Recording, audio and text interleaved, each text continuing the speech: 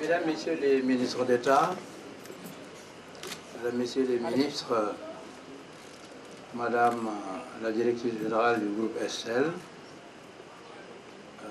distingués invités, Mesdames, Messieurs les professeurs, Mesdames, Messieurs les invités, Mesdames, Messieurs, chers étudiants, il m'est particulièrement agréable d'avoir aujourd'hui à inaugurer le groupe Estelle, un établissement d'enseignement supérieur privé qui vient ainsi renforcer le sous-secteur déjà engagé dans une dynamique de diversification des offres de formation. En me proposant le parrainage de cet important événement, Madame le professeur Mariam Sy me donne l'heureuse opportunité de me retrouver dans un environnement universitaire, mais aussi de rendre hommage à un enseignant de qualité, je voudrais dire en l'espèce une enseignante de qualité, qui a formé beaucoup de promotions dans son domaine. Et je voudrais donc, Madame,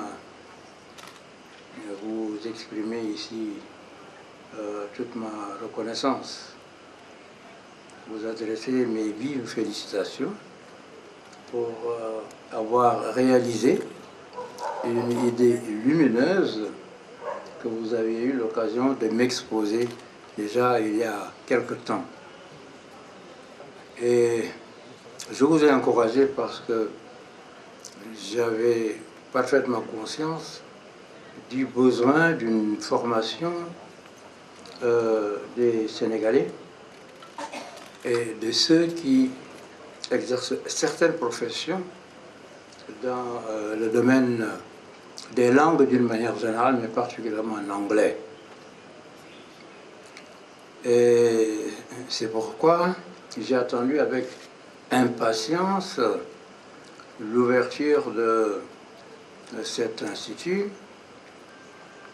parce que aujourd'hui, l'anglais est devenu la deuxième ou la première langue, ça dépend comment vous voulez prendre ça, à l'Union africaine. C'est une langue qui doit y être parlée comme le français, comme le portugais, comme l'espagnol. Et j'ai pris, vous savez, depuis quelques jours seulement, la décision de rendre l'anglais obligatoire dans tous les examens au Sénégal. Parce que nous ne pouvons pas appartenir à moitié à l'Union africaine, dont nous sommes certainement un des grands réalisateurs.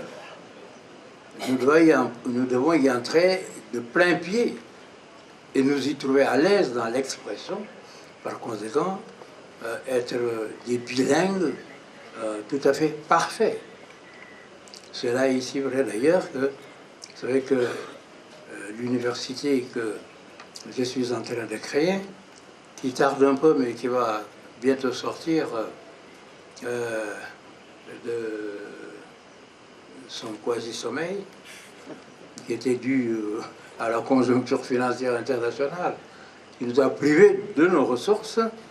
Eh bien, cette université, nous appelions l'université du futur africain, est en train de devenir l'université internationale de Dakar.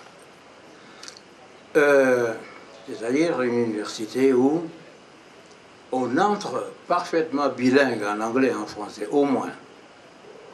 Et je voudrais donc dire qu'un institut qui apparaît dans la sphère de l'université, le domaine du savoir, qui permet la communication, c'est-à-dire l'intercommunication entre les personnes parlant des langues différentes, mais c'est un instrument fondamental.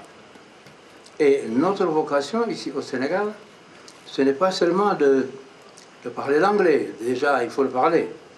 Mais ça, c'est le minimum. Mais nous voulons, dans les métiers, justement, comme elle dit, les métiers du management, certains métiers, former des gens de ces métiers-là. Je ne dis pas des spécialistes ou des experts, mais former les gens de ces métiers-là qui peuvent passer facilement de l'anglais au français et inversement.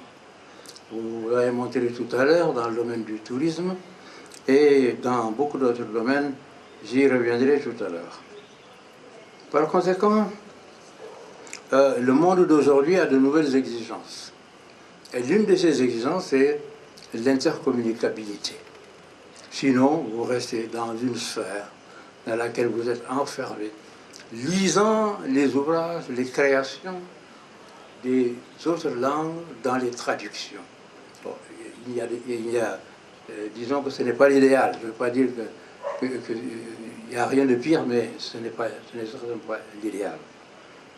Et c'est pourquoi, Madame le professeur, je salue votre initiative qui va rentrer dans un domaine dont je crois que vous ne mesurez même pas la portée. Je vais vous expliquer tout à l'heure. Aujourd'hui, les formations nécessairement diversifiées doivent assurer l'emploi aux jeunes Sénégalais africains, mais dans les différentes langues. Et nous devrions donc ouvrir ces opportunités en français comme en anglais, puisque nous allons rendre l'anglais aussi, potentiellement en tout cas, d'un usage aussi courant que le français. Donc, l'accès au métier doit se faire, n'est-ce pas, dans les deux langues. L'éducation, qui est l'instrument du développement humain, comme vous le savez, le développement humain, c'est le développement intégral de l'homme. C'est le vrai développement. Le vrai développement, ce n'est pas de jouir des biens matériels, d'avoir accès aux biens matériels, que ce soit la voiture, la radio, la télévision ou autre. Le développement, c'est l'optimisation des facultés humaines. C'est l'augmentation de la capacité des ressources humaines, des hommes et des femmes. Et c'est la raison pour laquelle, vous le savez, je consacre autant d'argent du budget du Sénégal dans ce domaine de la formation. 40%, ce que ne fait aucun pays du monde. Je l'ai souvent dit, je n'ai jamais été démenti. Je n'étais pas très bien compris par certains qui me disaient « vous négligez la santé, vous négligez l'agriculture, vous négligez ceci ou cela ». Mais c'est comme dans la construction d'un bâtiment, il faut commencer quelque part. Il y a quelque part où il ne faut pas lésiner sur les ressources, parce que tout le reste repose sur ça. La construction d'un pays, ça repose sur les ressources humaines, ce n'est pas sur autre chose. Les ressources humaines sont inépuisables. Elles sont là, les qualités se transmettent de génération en génération. Alors que les ressources minières, le pétrole, tout ça, ça s'épuise. Et on remplace par quelque chose d'autre. Et quand on utilise ces matières-là, on réfléchit, savoir comment on va la remplacer dans quelques temps, dans 10 ans, dans 15 ans, dans 20 ans, etc. Alors que les ressources humaines sont tout à fait permanentes. Et c'est pourquoi le développement ne fait que me renforcer dans le choix que j'ai fait il y a quelques années de privilégier le secteur de l'enseignement. Aujourd'hui, dans l'éducation préscolaire et dans l'enseignement élémentaire, les résultats obtenus par le Sénégal sont 94,5% comme taux brut de scolarisation en 2010 contre 63% en 1999. C'est-à-dire que nous sommes près de la perfection.